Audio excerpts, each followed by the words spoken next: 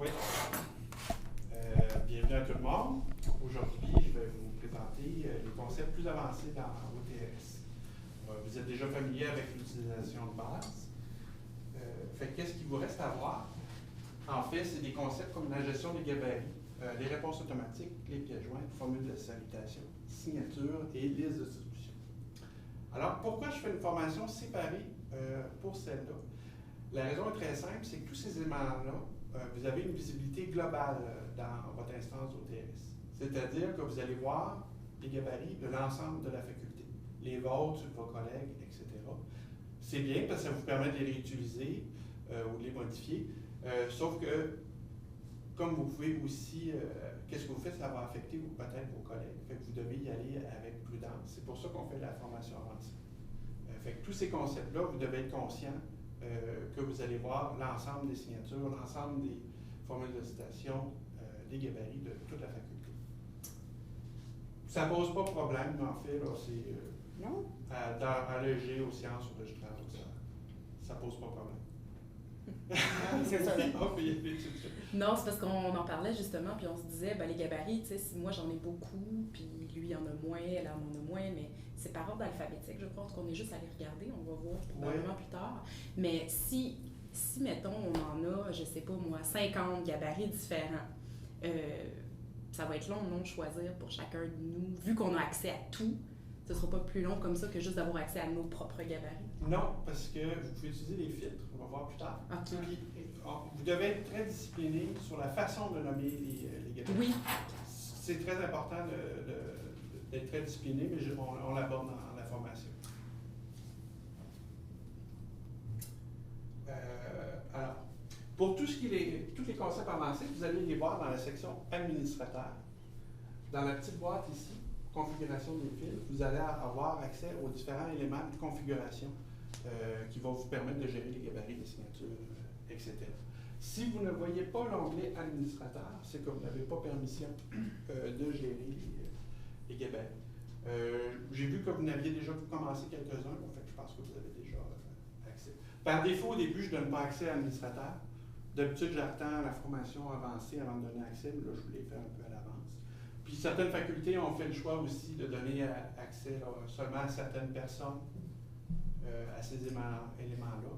Mais moi, par expérience, c'est mieux de donner accès directement aux AGI. C'est vous autres qui avez les gabarits de toute façon dès le départ. Alors, voici les éléments. Vous avez vu que vous pouvez gérer les gabarits, les signatures, etc. Mais la plupart de ces éléments-là, ils doivent toujours être associés à une file. La raison est simple, si vous avez 500 gabarits pour votre faculté, puis vous allez en avoir plusieurs centaines, c'est que vous ne voulez pas avoir 500 dans votre liste de roulantes lorsque vous répondez à un étudiant. Vous allez seulement voir qu'est-ce qui est pertinent pour votre programme à vous. C'est pour ça que les signatures, les gabarits, les pièces jointes, etc., ça doit toujours être associé à une file ou un programme en particulier. Je vais vous montrer comment ça fonctionne peut-être. Bon, pour bien comprendre comment un gabarit s'insère dans OTRS, quand vous répondez à un étudiant, la réponse a toujours une structure. OTRS fait toujours une composition en commençant par la formule de salutation. La formule de salutation, ça peut être configurable pour chaque programme, mais là, pour l'instant, pour votre faculté, vous en avez une seule. C'est bonjour, virgule. Fait qu'il insère bonjour, virgule au début de la réponse. Après ça, le gabarit est inséré. Tout de suite après la formule de salutation. Et enfin, votre signature. Le corollaire de ça, c'est que dans le gabarit de réponse, vous ne mettez pas de formule de salutation, ni de formule de politesse. La formule de politesse appartient dans la signature, cordialement, bien à vous, vous choisissez. Là. Et la formule de salutation est toujours insérée systématiquement dès le début. Fait que le gabarit de réponse, c'est vraiment l'essentiel de votre réponse à l'étudiant. Pas de bonjour, pas de cordialement. De toute façon, ça va être inséré automatiquement par OTRS par la suite. Les pièces jointes, vous pouvez les déposer dans OTRS à l'avance. Vous n'êtes pas obligé de le mettre dans votre message lors de la composition, vous pouvez le faire. Et vous pouvez les lier au gabarit de réponse ou de création à l'avance. Si c'est une pièce jointe qui change à chaque session, ça peut arriver, vous avez juste à mettre à jour la pièce jointe, puis ça va se mettre à jour automatiquement dans tous les gabarits qui l'utilisent. Je vais revenir plus tard de toute façon. Alors, très important, la classification des gabarits. Je vous l'ai dit, ça va être une visibilité globale, les gabarits. Vous en allez avoir plusieurs centaines là, à terme. Si vous n'êtes pas systématique sur la façon de les nommer, ça va devenir un vrai bordel. Le registraire, eux autres, ils ont procédé d'une façon très centralisée là, pour gérer les gabarits. Une équipe qui était en charge de les faire pour l'ensemble du registraire. Dans les facultés, c'est plus simple que ce soit les AGI à la base là, qui amènent leur propre gabarit dans OTRS. Si vous voulez faire un projet spécifiquement pour faire l'ensemble des gabarits de la faculté, ça se fait aussi. Moi, je trouve que c'est plus simple si vous laissez juste les AGI les créer. Par contre, il faut être très discipliné. La méthode qu'on recommande, c'est toujours avoir un préfixe pour le gabarit, tiret le titre. Puis le préfixe, ça peut être un code de programme, ça c'est plus facile. Des fois, c'est des regroupements de programmes qui ont plusieurs codes. Vous avez généralement quelques mots-clés. À l'école, on a MBA, mais vous autres, ça peut être autre chose. Entendez-vous sur un préfixe très court à donner pour votre groupe de programme. Puis peut-être un préfixe qui soit commun à toute la faculté aussi. Genre, à l'école, c'est 0100, c'est notre code administratif pour l'école. Vous autres, ça peut être... c'est 0400. Oui, 0400. Ça représente ça va être plus les programmes comme si on fait EPEP, BEASS pour ADAP, FDT. Parce que 0400, sinon, ça ne dit rien. Mais d'écrire le code de programme plus. Oui, aussi. Ouais. Ça, c'est peut-être le petit travail que vous allez avoir fait ensemble. Entendez-vous sur les préfixes à utiliser. Après ça, ça va être facile. Puis le titre. Le titre, comme un exemple à Belgique, 422, procédure TELUC, c'est un gabarit pour envoyer la procédure TELUC aux étudiants du programme 4122. Si vous êtes systématique avec ça, ça va beaucoup vous aider, puis là, vous allez pouvoir gérer le bordel. Il y a plusieurs types de gabarits que vous pouvez créer. Le principal que vous allez utiliser, c'est le gabarit de réponse. Ça, c'est tout simplement lorsque vous recevez un courriel d'un étudiant puis vous voulez lui répondre, vous cliquez répondre, il y a une petite file déroulante qui s'affiche. Au début, la seule réponse que vous voyez, c'est la réponse vide. Mais plus que vous allez ajouter de gabarits de réponse, ils vont s'ajouter dans la file déroulante, puis là, vous allez les voir les uns après les autres. Évidemment, c'est pour ça qu'on associe toujours les gabarits à des fils. Là, parce que si vous voyez l'ensemble des gabarits de la faculté, là, la liste déroulante ne finira plus. Fait que vous allez voir seulement les réponses qui s'appliquent à vous. Les gabarits de création, c'est les gabarits que vous utilisez lorsque vous envoyez un courriel. Lorsque vous créez une nouvelle demande, c'est le petit icône d'enveloppe. Lorsque vous créez une nouvelle demande et que vous envoyez une demande, c'est un gabarit de type différent, de type création. Pourquoi les deux sont séparés? Parce que généralement, c'est des cas d'utilisation très différents. Lorsque vous répondez à un étudiant par rapport à ce que vous envoyez quelque chose de façon proactive à un étudiant, d'habitude, c'est des cas d'utilisation différents, puis ce ne sera pas les mêmes gabarits de toute façon. Ça arrive des fois que ce soit le cas, ou que vous devez utiliser le même gabarit pour un et pour l'autre. Dans ce cas-là, vous n'avez pas le choix de dupliquer le gabarit, en faire un en mode réponse et un en mode création. Il y a aussi des gabarits partiels qui existent. Ça, ce n'est pas des gabarits que vous pouvez choisir d'une liste déroulante lorsque vous répondez ou sélectionner le gabarit en mode création. Généralement, c'est des bouts de phrases très courtes que vous avez à répéter souvent. Puis qu'au lieu d'utiliser copier-coller constamment ou de retaper à chaque fois, vous pouvez enregistrer des gabarits partiels dans le système, les associer à un mot-clé. Puis, à partir du mot-clé, vous tapez le mot-clé, vous cliquez sur le petit bouton, je vais vous montrer tout à l'heure, puis ça insère la phrase. Puis ça, c'est utile principalement là, pour les petits bouts de phrases ou les petits éléments de texte qui ne sont pas des réponses complètes de réponse. À la différence des gabarits de réponse et de création, les gabarits partiels, vous ne pouvez pas ajouter de pièces jointes dedans. C'est vraiment pour gérer les petits bouts de texte. Alors, ça, c'est le petit raccourci que je vous disais pour le gabarit partiel. C'est que vous tapez le mot-clé, vous cliquez sur le petit bouton ici. Si vous laissez la souris au-dessus, ça va vous l'indiquer. Puis ça va insérer automatiquement votre bout de phrase que vous avez programmé dans le système. Évidemment, ne choisissez pas un mot-clé qui est un mot de français commun, parce que sinon, ça va tout remplacer les occurrences de ce mot-là par qu'est-ce qui est défini dans le gabarit. Fait que choisissez des raccourcis là, qui ne peuvent pas être présents dans le message normal. Fait que je répète, pas de formule de salutation, pas de formule, ni de formule de politesse dans des gabarits. On s'est donné une norme à l'école, puis les autres facultés, vous pouvez adopter qu'est-ce que vous voulez. C'est que généralement, un gabarit, vous ne le reprenez pas tel quel. Là. Lorsque vous répondez à un étudiant, il y a toujours des petits éléments ajustés dans le gabarit. Peut-être pour le genre, peut-être pour la session, quelque chose comme ça. Fait que la norme qu'on s'est donnée, fait que tout ce qui va changer dans le gabarit, qu'on prévoit qui va changer, par exemple la session, on le souligne en jaune. Comme ça, lorsque vous chargez le gabarit, avant de l'envoyer, c'est évident à l'œil les éléments qui restent à ajouter dans le gabarit. Vous avez probablement déjà des trucs équivalents là, de votre côté, là, mais la norme qu'on s'est donnée, c'est de le mettre en jaune. Alors, pour ajouter un gabarit, vous avez plusieurs étapes à suivre. La première, c'est d'enregistrer vos pièces jointes à l'avance dans le système, celles que vous allez utiliser. Après ça, vous allez ajouter le nouveau gabarit. Vous sélectionnez son type, partiel, de création ou de réponse. Vous pouvez définir un raccourci clavier que vous allez utiliser là, pour insérer rapidement le gabarit. Une fois que vous avez créé votre gabarit et que c'est enregistré dans le système, vous devez l'associer à votre fil ou à vos programmes. Fait que vous pouvez l'associer à autant de programmes que vous voulez, là, ça se fait très rapidement. Et après, si nécessaire, vous pouvez le faire au moment de la création, mais vous pouvez le faire après aussi, là, associer les pièces jointes là, au gabarit. Je vais vous montrer des exemples tout à l'heure, ça va être plus évident.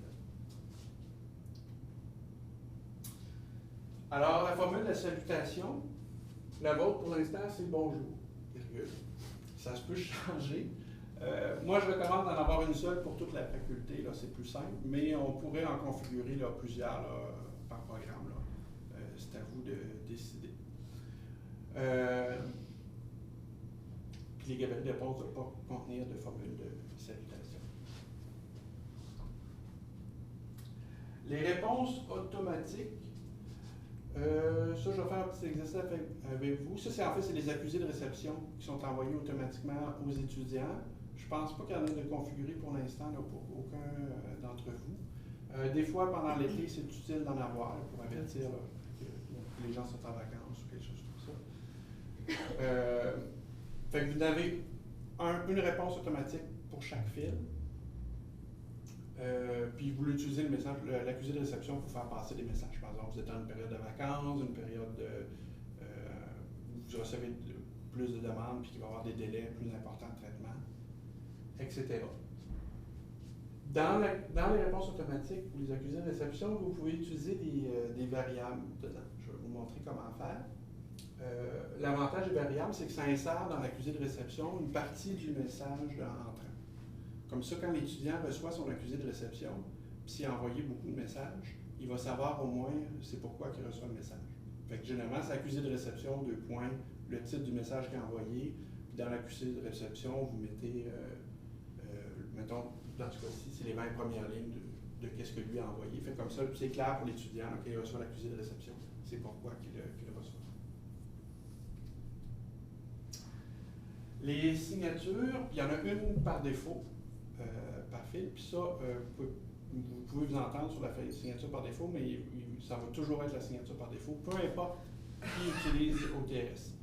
C'est toujours la même signature pour chaque programme qui est utilisé. Vous pouvez en ajouter d'autres, puis ils vont apparaître dans la liste déroulante lorsque vous voulez signer le message. Ceci, c'est pas pertinent pour vous.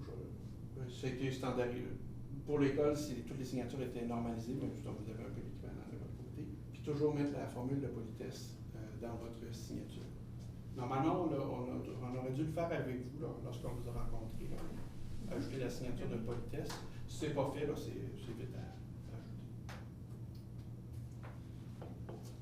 Les listes de distribution, ça, c'est tout simplement une liste d'adresses que vous voulez réutiliser régulièrement pour envoyer des messages. À la base, vous en avez toujours au moins une de configurée, c'est vos listes de programmes. Prog-votre code de programme à tucam.ca. Puis généralement, on donne le nom de programme bac en éducation, je ne sais pas. Puis il y a toute la liste des programmes ici. Ça vous permet, lorsque vous envoyez un message, de le sélectionner dans la liste déroulante.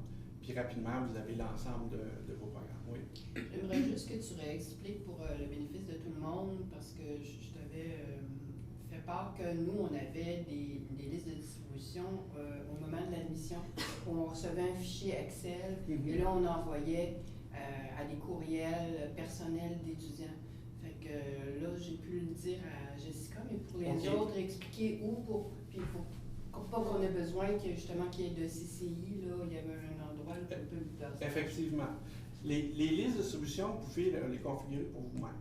Généralement, ça va être des listes où vous allez faire plusieurs envois avec. Ce ne sera pas des listes que vous envoyez une fois, puis après ça va changer par la suite. Là. Mais si vous prévoyez faire plusieurs envois, comme dans le cas que tu cites, vous pouvez enregistrer à l'avance, à partir d'une accession aidée, par exemple, toute la liste d'étudiants affectés. Je pense que c'est pour le doctorat. Non, c'est pas ça, c'est pas aidé. C'est des listes qui nous viennent du recrutement par des fichiers Excel qui sont tirés des demandes d'admission. Donc là, on envoie un certain nombre par courriel, ça nous permet de rejoindre les étudiants plus facilement, puis pas avoir à faire d'envois postaux pour leur envoyer un... Et vous faites plusieurs envois courriel à cette même liste-là? Ça va être juste un envoi à un moment donné, mais où il y a beaucoup de... C'est des nouveaux amis non inscrits. C'est ça. OK. Une liste de distribution, ça vaut la peine quand vous l'utilisez plusieurs fois. Sinon, il y a un endroit pour... Lorsque vous envoyez un message, il y a un endroit pour coller toutes les adresses. Fait que vous pouvez le faire au moment de l'envoyer. Si c'est juste pour être utilisé une fois, faites-le juste au moment de l'envoyer. Ce n'est pas nécessaire de créer une liste. OK, parfait. Je sais que pour le doctorat, c'est un cas, je pense, où ça valait la peine d'enregistrer toutes les adresses. C'est ça. Dans ce cas-là, ça vaut la peine, là, mais si vous faites juste un envoi, utilisez la boîte copie-colle de publipostage. Publipostage, puis copie-colle, puis là, à ce moment-là, ça fait un CCI quand on est en mode publipostage. Exactement. En fait, en mode publipostage, tout ce qui est dans le champ destinataire, ça va faire un envoi pour autonome pour chaque personne. Individuel, c'est ça. Utilisez jamais CCI, en fait, dans OTRS. C'est pas une bonne pratique. Comme le champ est caché, c'est pas enregistré nulle part. C'est très difficile par la suite de retracer qu'est-ce que vous avez envoyé. C'est mieux d'utiliser soit un publipostage où chaque personne reçoit un message individuel, ou si ça ne dérange pas que les gens se voient entre eux, d'utiliser un mode diffusion. Mais c'est-tu à cet endroit-là qu'on voit publipostage aussi? Non, ça c'est juste, tout ce que ça c'est une liste d'adresses qui est enregistrée à l'avance. C'est juste ça, là. Après, vous allez l'utiliser au moment de l'envoyer. C'est là que vous pouvez choisir le mode d'envoi. Ça serait, mettons, pour un comité de programme, tous les gens qui font partie de ton comité de programme à qui tu veux envoyer quelque chose. Oui, ça pourrait être quelque chose. Si tu veux gérer les envois pour les comités de programme dans l'OTRS, s'il y a quelque chose qui n'a pas de valeur de garder une trace, vous pouvez le faire à partir de votre compte Outlook. C'est à vous de juger. OTRS est utilisé pour tout ce qui demande une pérennité puis une trace. C'est surtout pour les communications avec les étudiants. Pour les communications en interne, je ne sais pas, la moins. Vous pouvez continuer avec Outlook. Si vous avez des problèmes de conserver ces courriels-là, puis d'échanger avec d'autres personnes, puis de collaborer, là, vous pouvez utiliser OTRS. Mais sinon, on peut utiliser Outlook pour ça. Alors, avant de passer à votre feedback, je vais faire une petite démonstration. J'ai dit que tout est dans la section administrateur. Moi, je vois tous les... je suis administrateur du système, je vois beaucoup d'éléments, mais vous autres, vous allez voir à peu près seulement qu'est-ce qui est ici dans la configuration des fils. Fait que les gabarits, c'est ici. Je vais faire un exemple de création ici. Je vois que vous avez déjà été productif, il y en a déjà. Fait qu'on va ajouter un gabarit. Première chose à sélectionner, c'est le type. Par défaut, c'est appel téléphonique. Je n'en ai pas parlé parce que c'est très rare que vous allez l'utiliser, là, mais si vous discutez souvent au téléphone avec les étudiants et vous voulez toujours documenter la même chose, vous pouvez créer des gabarits d'avance. Mais c'est assez rare dans mon expérience qu'on a besoin. Fait que, généralement, ça va être des gabarits de création de réponse ou partielle. Fait un gabarit de création, c'est quelque chose qui va apparaître lorsque vous créez ici un nouveau courrier. Fait que là, je lui donne un nom. Je vais me donner le préfixe test pour bien montrer que c'est un test. Puis on va faire vérification. Là. Là. Un raccourci, c'est un raccourci clavier, mais pour les créations, c'est moins utile. Ça va être vraiment pour les gabarits partiels. Pièce jointe, il n'y en a aucune enregistrée dans le système. C'est pour ça qu'avant, je vous disais, là, enregistrer vos pièces jointes à l'avance. Là, ils vont apparaître dans la liste déroulante, vous pouvez les choisir. Mais vous pouvez le faire après, de toute façon. C'est pas très grave. Fait que soumettre. Puis validité, ça veut dire. Est-ce que pas valide. La validité, tout ce que ça veut dire, c'est est-ce qu'il va apparaître dans votre liste de choix ou non. Des fois, c'est que vous voulez peut-être enlever un gabarit, mais pas l'effacer du système. Dans ce cas-là, vous le mettez non valide, il va au moins rester là pour que vous puissiez le réutiliser plus tard. Mais il n'apparaîtra pas dans la liste déroulante. Est-ce que j'ai terminé avec mon gabarit? Est-ce que je peux l'utiliser immédiatement? Non, parce qu'il n'est pas associé à rien encore. Fait que retournez dans la section administrateur. Vous allez avoir ici la section gabarit fil. Vous cliquez là-dessus. Vous pouvez cliquer sur la. Vous pouvez procéder de deux façons ici. Soit vous cliquez sur la file puis vous cochez les gabarits que vous voulez. Soit vous cochez sur le gabarit puis vous cochez les programmes ou les fils que vous voulez. Là, je vais y aller dans ce sens-ci.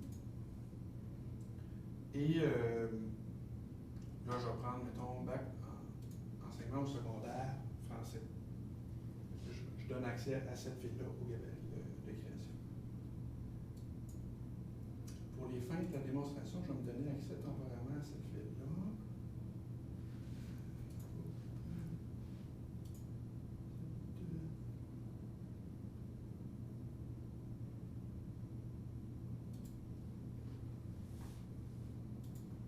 Parfait. Fait que maintenant, si je crée une nouvelle demande, je choisis la file. Vous devez toujours choisir la file en premier. Parce que là, avant que vous choisissiez au TLS, c'est pas de où vous voulez l'envoyer, il ne vous présentera pas la liste des gabarits de création. Tu peux choisir plus qu'un programme? Non. C'est vraiment où le billet va être créé. Ça ne peut pas être créé à deux places. Hein. C'est vraiment une seule place. Puis à ce moment-là, si j'ai bien fait mon travail, je peux choisir mon gabarit de création. Et voilà, il s'insère ici. S'il y avait des pièces jointes dedans, ils vont être automatiquement insérés aussi dans le message. Là, je n'en verrai pas, là, mais là, vous voyez... Comme par exemple la signature qui a été insérée pour Marielle Janot. Oui. Advenant le cas où c'est quelqu'un d'autre du programme qui répond, c'est le nom de Marielle Janot qui apparaît, tandis que c'est pas le général qui a été écrit. La signature par défaut, il y en a une seule, puis c'est toujours la même, peu importe qui utilise le système. Fait qu'advenant le cas où il faut on changer la signature. Ok, c'est ça. Comme ça. Voilà, parfait. Mais étant donné que c'est eux qui répondent plus souvent, Par ils laissent le avec leur nom, signature. bien sûr. Parfait.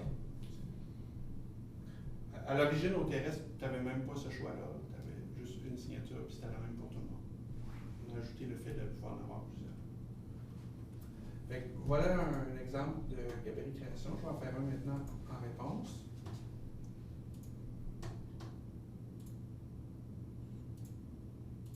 On va faire test.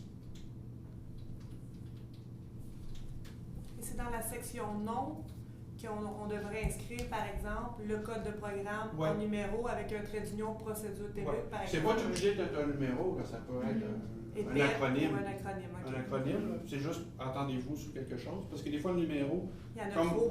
il y en a plusieurs. Là, Ouais, des fois, les nouvelles sont pas au courant des codes de programme. Tout ça. C'est ça. Puis, tantôt, je parlais des acronymes parce que tout le monde répète pas. Je pense qu'il faut qu'on fasse un peu les deux. Ouais, On peut faire les deux. Des fois, Il y a des des affaires fois que vous en ça- avez ça- un seul Juste un programme. numéro, qui est c'est pas- ça. C'est pas nécessaire. Fait que, c'est bien. Je vais faire un petit exercice. Je vais vous montrer en même temps un exemple de raccourci. Je vais le noter. C'est pour ça. Soumettre. Je vais faire un petit piège joint. Je vais y mettre une pièce jointe à ce gabarit-là. Ouais, c'est ça, c'est où qu'on met qu'on crée C'est ici. Ok, on a. Fait que là, ça, c'est la liste des pièces jointes. Pour l'instant, ça va être une espèce de dépôt documentaire de pièces jointes. Puis ils ne sont pas associés à rien en particulier là, quand ils sont là-dedans. Pour ça, même chose que les gabarits.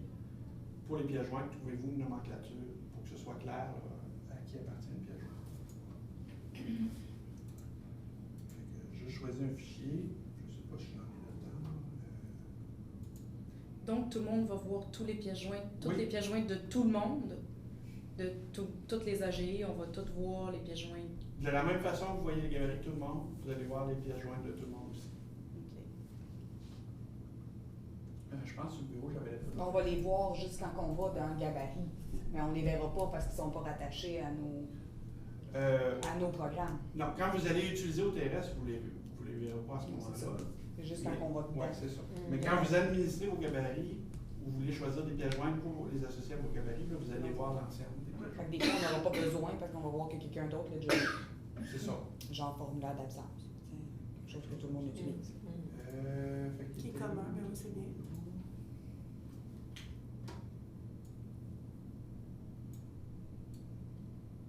Ah, voilà. Fait que là, je vais prendre la présentation d'aujourd'hui pour pièces jointes. Vous lui donnez un nom. On va donner test. Je ne sais pas, peut-être utiliser la même nomenclature que vous allez faire pour les gabarits. Ou si c'est des pièces jointes générales, utiliser un préfixe commun, là, 400, je ne sais pas, pour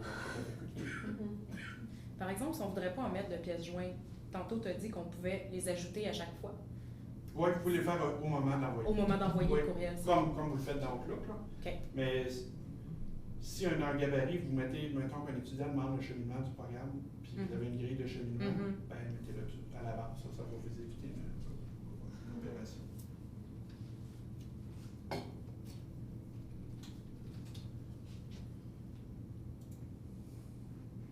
Fait que là, j'ai une nouvelle pièce jointe enregistrée sur le système. Fait qu'elle est dans la liste, elle n'est pas associée à rien en particulier encore. Puis maintenant, je peux faire pièce jointe gabarit.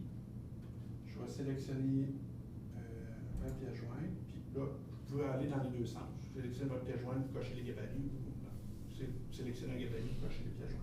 Vous pouvez en mettre plusieurs pour un gabarit. Et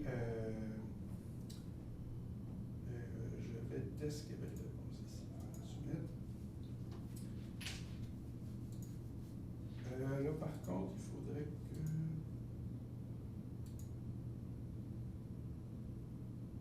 J'ai juste un courriel. C'est encore bêta parce qu'il faut le tester. La prof, il n'y a personne qui m'écrit. Est-ce que le responsable de la file est ici? Oui, oui. Est-ce que tu me permets de faire un test Ben oui. avec cette réponse-là? Ça va le verrouiller automatiquement à mon nom, mais je vais tu peux le remettre à toi. Bonjour. Je l'ai mis avant. Je l'ai déjà associé à la file.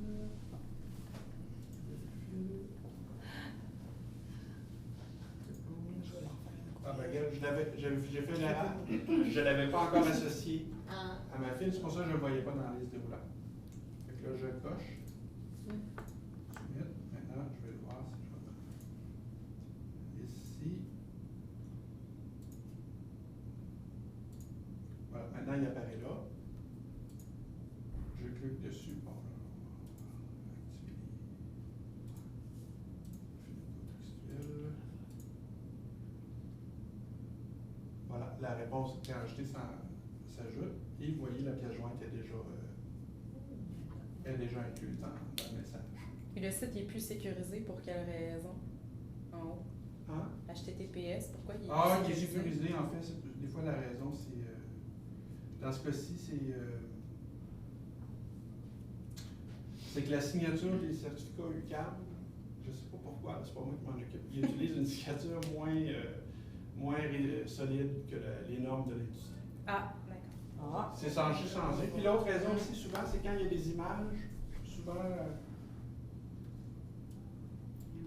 l'image ici, là, c'est stocké sur un serveur qui n'est pas HTTPS. Puis c'est technique, là, mais quand un site HTTPS mélange des éléments pas sécurisés, il va te donner un petit avertissement. C'est pas grave. Pour quelle raison on ne met pas sur un serveur sécurisé? Ça, il faut demander ça au service des communications. On va laisser faire ça. Trop compliqué comme question. Je voulais vous donner un petit exemple de raccourci. Ce gabarit-là, il y a un raccourci enregistré avec CD. Vous pouvez cocher ici. Puis ça insère le mot-clé automatiquement. Si vous ne vous rappelez plus, vous pouvez cocher, puis ça va vous donner la liste des mots-clés qui sont associés à Mais là, le bonjour a disparu. Ah, ben, parce que je l'ai effacé. Puis ça, c'est la formule de la salutation. Il n'est pas dans le gabarit. OK. C'est parce que je l'ai effacé à la main. Là. Il est inséré au début lorsque vous composez la scène. Bon, là, je vais pas envoyer de message. Je laisse. Normalement. Surtout que je suis pas sûr qu'on va dire oui. C'est quoi? Je vais pas le regarder. J'ai suivi des cours comme Dès- ça. Je peux revenir sur les concepts de la semaine passée. J'ai fait répondre, le courriel s'est verrouillé automatiquement à mon nom. Fait que pour les fins du test, je vais changer de propriétaire. Puis, Moi, Marie-Ève.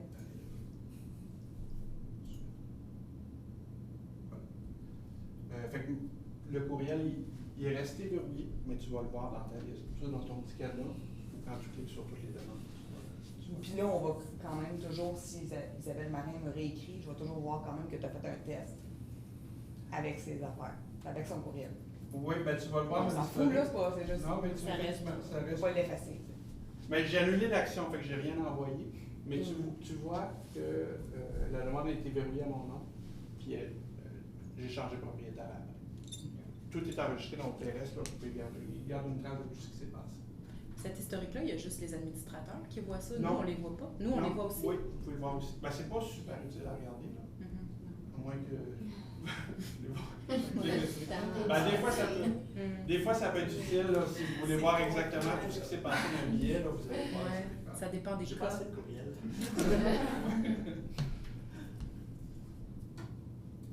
Fait qu'on a vu les pièces jointes, les gabarits, Il reste les réponses automatiques. les réponses automatiques. Les réponses automatiques, c'est encore le même concept qu'avant. Vous créez une réponse automatique, puis vous l'associez à votre fil.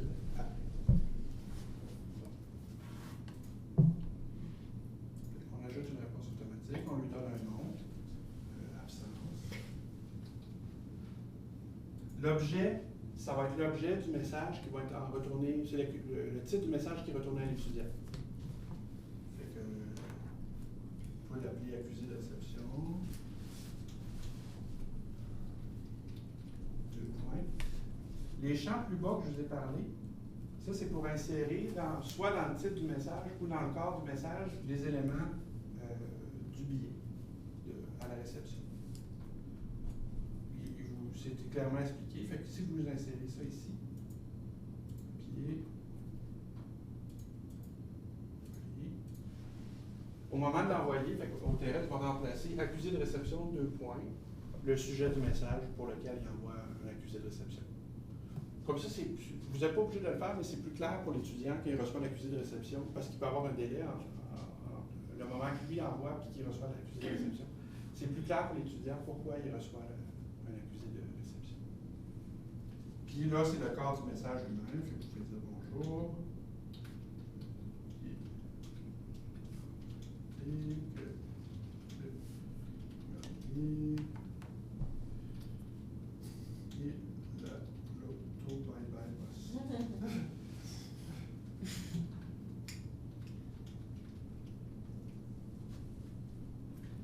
Même chose ici, vous pouvez aussi insérer dans le message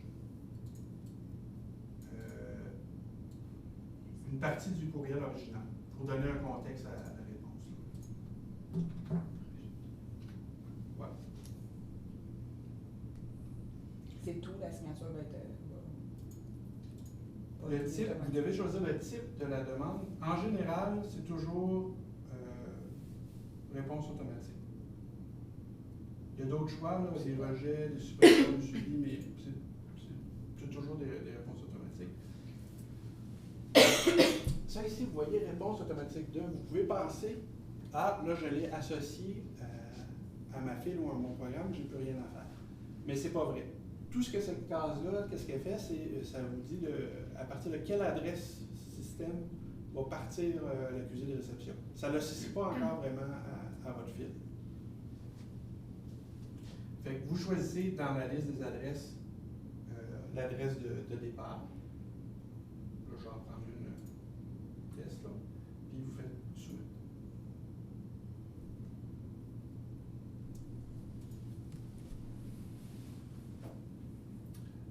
Après ça, vous devez de la même façon l'associer à votre file. Fait que si vous voulez, par exemple, pour le bac en enseignement secondaire français, là, je ne le ferai pas parce que j'ai écrit des niaiseries. Mais vous avez plusieurs choix ici. Une réponse automatique, rejet automatique, suivi, suppression automatique. Ça, c'est toutes des accusés de réception qui sont envoyés lorsqu'il y a un changement d'état de la demande. Mettons que s'il y a une notion de rejeter la demande de l'étudiant ou de faire un suivi, il peut recevoir l'accusé de réception à chacune de ces étapes. Ce n'est pas utilisé ici. Tenez-en pas compte. Le seul cas d'utilisation qu'on a, c'est la réponse automatique qui est envoyée lors de la réception d'un nouveau message. Juste à la réception d'un nouveau message. Lorsque vous allez correspondre avec lui à l'intérieur de billet, là, il ne recevra plus d'accusé de réception. C'est vraiment lorsque lui initie une nouvelle demande, il reçoit un accusé de réception. OK, mais si un étudiant réutilise le même billet, il répond à un ancien billet. Il ne recevra pas d'accusé de réception parce qu'il retourne dans l'ancien billet. OK, c'est possible. Je suis absente pareil, il faut qu'il sache que je suis absente. Là. Je ne répondrai pas. Ben, dans ce cas-là, faites-le dans le suivi automatique. OK. C'est ça, c'est à ça que ça sert. OK. S'il fait dans l'ancien billet. Donc, quand les gens vont en vacances pendant un mois, dans suivi automatique et réponse automatique. Il faut mettre les deux. Oui, il faudrait mettre les deux dans ce cas-là. Mais vous pouvez choisir la même. Là. Ça peut être le même. Oui. Mais il faut absolument. Ah non, vous ne pouvez pas choisir la même. Il faut que ce soit un type effectivement de suivi automatique ou de rejet automatique. À l'école, on s'en est rarement servi, mais c'est parce qu'il y a toujours du monde pour répondre. Même durant la période estivale? Hein? Même durant la période estivale? Ça dépend des programmes, là, mais réponse auto ou nouvelle demande, ça serait pas là? Je suis moins sûr de celui-là. C'est vraiment lui qu'on sert. Je vais vous revenir pour celui-là, à quoi il sert exactement. A priori, c'est ces deux-là que vous savez. Mais normalement, il fait juste le créer 2 fois, dans le fond, c'est tout. Ouais. Mais normalement, tu sais, il écrit un premier courriel, puis il reçoit, tu sais, je suis pas là pendant un mois, normalement. Fait que si lui, il réécrit le lendemain. Ouais, mais tu sais, s'il a écrit il y a 3 mois, puis que là, il sait plus c'est quoi l'adresse, il va dans ses vieux courriels, il te répond à une vieille demande. C'est un bon exemple parce que ça va arriver souvent. OK, fait que c'est là qu'il n'y aura pas le message d'absence. Exact. Oui, il n'y en a pas si on ne met pas dans ce Bon, ben la moitié les auront pas. Ben, c'est ça, fait que tu vas avoir 40 ça, parce que c'est toi, ils reprennent tout le temps l'ancien message. Je vais vous revenir pour... On peut se créer deux réponses automatiques identiques. Oui, juste que avec deux libellés différents. Laissez-moi vérifier. Pour l'instant, utilisez juste la réponse automatique. Laissez-moi vérifier cet aspect-là. Parce qu'à ma connaissance, je ne suis pas sûr quand tu réponds à l'intérieur d'un billet, je ne suis pas sûr que ça envoie de quelle façon il faut faire l'accusé de réception. Tenez-vous-en à la réponse automatique, je vais vous revenir pour la suite. Mettre la pression. Demain midi. Demain midi. Donc là, je ne le tiens pas parce que je ne veux pas envoyer de bêtises à personne. Que j'ai gagné la loto.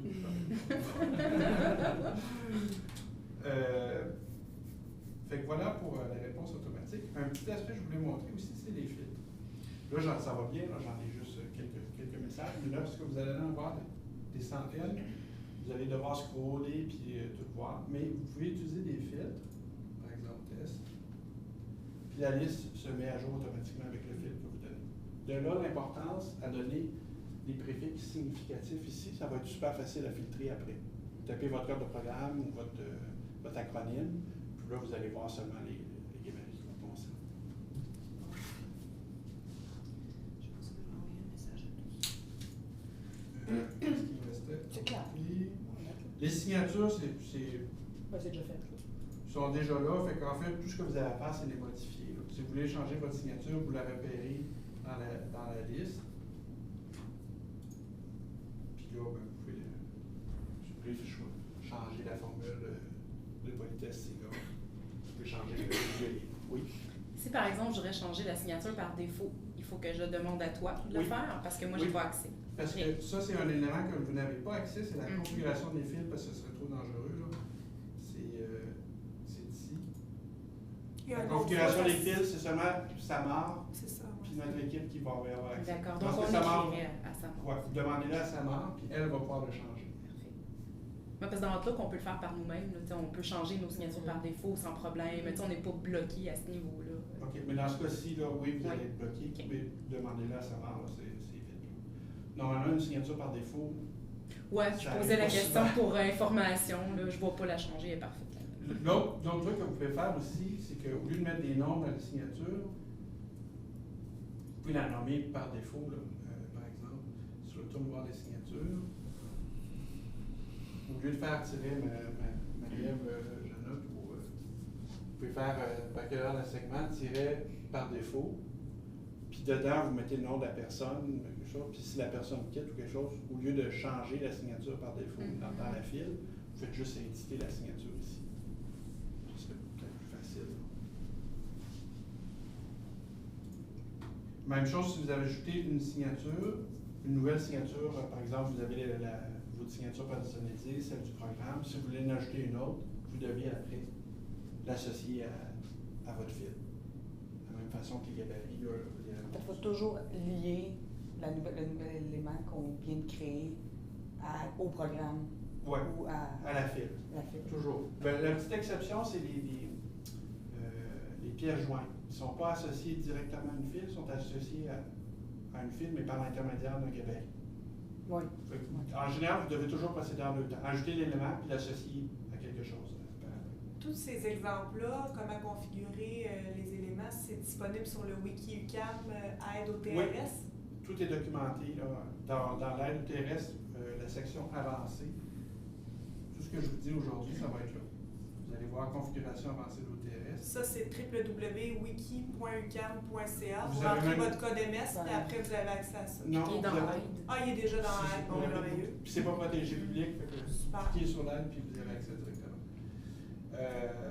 Puis là-dedans, vous avez tout comment faire pour chaque élément. Si vous ne vous rappelez plus ce que j'ai dit aujourd'hui, retournez voir le wiki puis ça va vous donner étape par étape quoi faire. Il y a une autre question. Oui. Pour les signatures, je ne l'ai pas fait, là, mais c'est sûr que comme on a accès à tous les bacs, moi, tu sais, je suis allée dans le sien, puis là, j'ai vu que, tu sais, je pouvais écrire dans son nom, tu sais, je pouvais, si je voulais, là, je ne vais pas faire Oui. ça, mais je veux dire, tu sais, j'ai accès à toutes ces affaires, tu sais, je veux dire, je peux aller dans, tu sais, puis changer son bonne journée pour ce que je veux, ou, tu sais, je veux dire, j'ai pas de blocage, c'est normal, ça, qu'on puisse Oui, c'est normal. accéder. C'est pour ça que je donne une formation avancée. Vous avez une visibilité globale sur tous ces éléments-là pour l'ensemble de la faculté. C'est sûr que ça peut causer problème. On peut toujours revenir en arrière si la personne fait une niaiserie ou on peut lui enlever les accès. Mais Parce qu'on va savoir que c'est toi qui Oui, c'est ça, ouais. on va effectivement savoir qui a fait quelle modification. Je dirais que c'est un compromis à faire, d'accepter de se faire confiance entre nous, puis les gains, de toute façon, de productivité vont être là. Parce qu'imaginez, s'il fallait toujours passer par un administrateur pour à chaque fois que vous voulez modifier quelque chose dans le système, ce serait très lourd, on serait débordé, on ne suivrait pas. Là. C'est plus facile juste vous faire confiance puis vous laisser modifier. C'est rare, ça. Je te fais faire confiance. Ben, il faut, moi je trouve que ça fonctionne mieux comme ça. Vous savez, vous connaissez bien votre travail actuel. Si quelqu'un est vraiment problématique, il a des problèmes de comportement, puis change toutes les signatures de ses collègues, ben, cette personne-là, on peut enlever les droits là, de configuration avancée, là, puis ça finit là. C'est arrivé à l'école, il y a des gens qui étaient mal intentionnés, mais qui ne faisaient pas attention. Ils cliquaient tout partout là, super vite. Là. C'est ça, en fait, Okay, dans le fond. Tu sais, c'est sûr que c'est ça. Je pense pas que quelqu'un va y aller parce qu'il est vraiment. Mal intentionné, mais il y a des personnes qui ne font pas trop attention. Ouais, c'est ça, ils vont cliquer un peu n'importe où. Si... Ouais. Ça, c'est. Parce que là, faites juste pour leur donner les droits d'administration. Ça soit le coordonné qui va Prends-le. le faire à sa place, moi, avec ses collègues. Mais je pensais qu'on avait accès, en fait, juste à notre... Désolée, là, je compare tout le temps Outlook, mais je pensais tu sais, qu'on avait juste notre affaire. Tu sais, comme, mettons, moi, mon bac, tu sais, j'ai tel fil, dans administrateur, je vois ma file. Tu sais, je vois pas la file de tout le monde, pas les signatures de tout le monde. Tu sais, je pensais que c'était comme relié juste à ma file. Là. Honnêtement, ça serait peut-être mieux que ce soit comme ça, mais c'est pas le cas. Fait que c'est vraiment une visibilité globale. C'est par d'ailleurs, faculté. c'est un des freins la raison pour laquelle on n'a pas une seule instance d'OTRS pour toutes les facultés. C'est à cause de ça. Parce que ça reviendrait ingérable. Les gens verraient les gabarits, les signatures de tout le monde dans toutes les autres facultés. Là, c'est facile pour vous gérer. Vous êtes toutes une à côté de l'autre. Vous parlez, votre bureau est à côté. Fait qu'il n'y aura pas d'inconnu d'ailleurs qui irait jouer dans vos affaires. Fait que ça marche bien. Ceci dit, c'est un développement qu'on est en train de regarder.